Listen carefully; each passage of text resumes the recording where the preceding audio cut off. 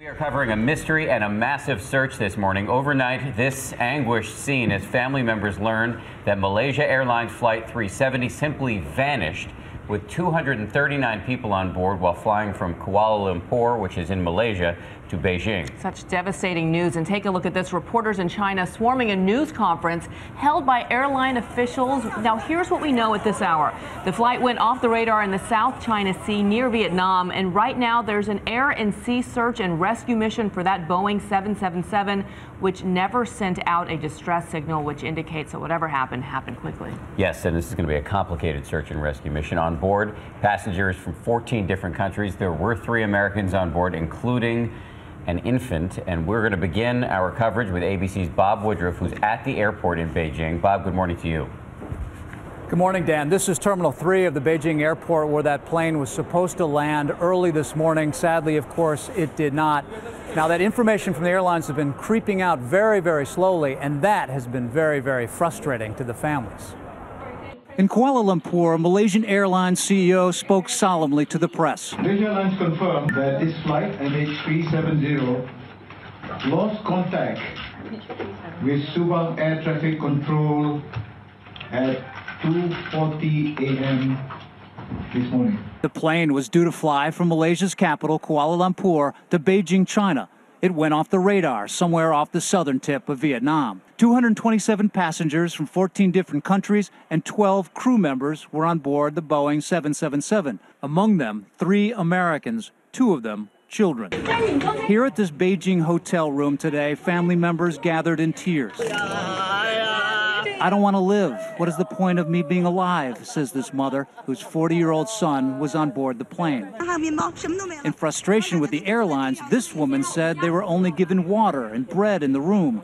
By the time the company's officials came out to talk, hundreds of reporters had poured in, crushing into each other just to get close.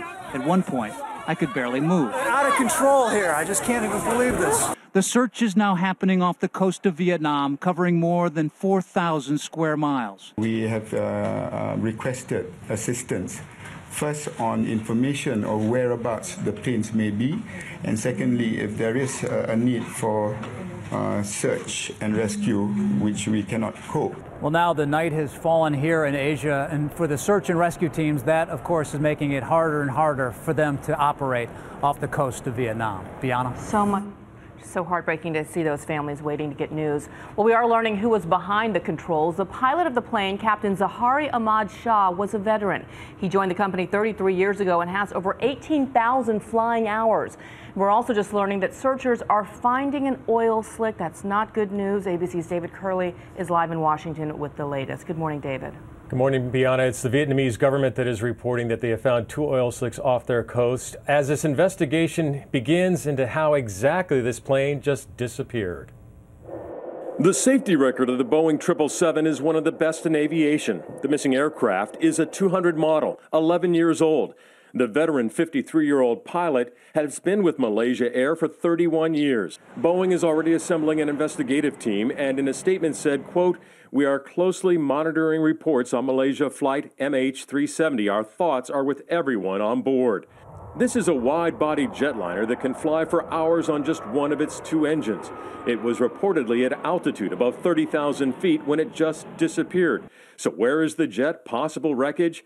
Did it suffer catastrophic failure, or did the pilots miss important clues about the jet's performance? If the 777 went down in the ocean, answers to those questions will be more difficult to answer. Finding the black boxes with all that vital information becomes much more difficult. The last big jetliner to disappear like this was an Air France flight, which went down in 2009. It was years before the black boxes were found, and the mystery of that flight was solved. A combination then of equipment failure and the pilots failing to see the problem. To have the airplane come out of the sky intact, very much like the Air France flight a couple of years ago over the mid-Atlantic, indicates a loss of flight control capability of one sort or another and a deep stall on the airplane. This morning, there are some conflicting timelines that we're hearing coming out of Malaysia on the last communication with the jetliner, when it disappeared from radar, some questions that really do have to be answered. It is likely that U.S. investigators at some point from the NTSB will join their Asian counterparts in trying to unravel the mystery of Malaysian Flight 370. Back to you guys. David, thank you. Let's get more on this now from ABC News aviation consultant Colonel Stephen Ganyard. Colonel, thanks for joining us this morning. Walk us through how something like this could happen. Obviously, we don't yet know, but there is a range of potential causes. What's in that range? There is, Dan. Any mishap usually has some key elements that are common to all mishaps. They'll be looking at things like weather. Did weather play a factor, as it did in the Air France mishap off Brazil that David was just talking about? Was there pilot error? Was there some kind of a catastrophic failure, or was there some kind of combination of all of those? In this case also, because it's so unusual for an airplane to just disappear like this, it's almost inexplicable. So they'll probably broaden their range of investigation to look at terrorism. You know, you use the word rare. Most crashes happen on takeoff or landing. So for a plane to disappear in midair, just give us a sense, how rare is that? This is so rare. It is absolutely baffling, and it's baffling that we don't have any better answers this long after the mishap actually occurred. So lots of questions to be answered. There's very little direct evidence, very few facts that we can go on. So everything we're doing now is speculation. So we can't get the answers really until we find the wreckage, assuming there is wreckage and assuming the plane crashed. When you don't have a mayday signal, how hard is it to find a plane in the open water? This is going to be very difficult, and one of the reasons it's going to be very difficult was the same reason the Air France off Brazil crash was difficult, because it sounds like this aircraft was out of radar coverage. Radars only go out about 200 miles, and in this part of the world their coverage is very spotty, and so they probably were just reporting at different positions along their planned flight route, and they weren't even in radar contact. So all we know is the altitude and the airspeed and the heading that they should have been on at the last point that they were talking to air traffic controllers.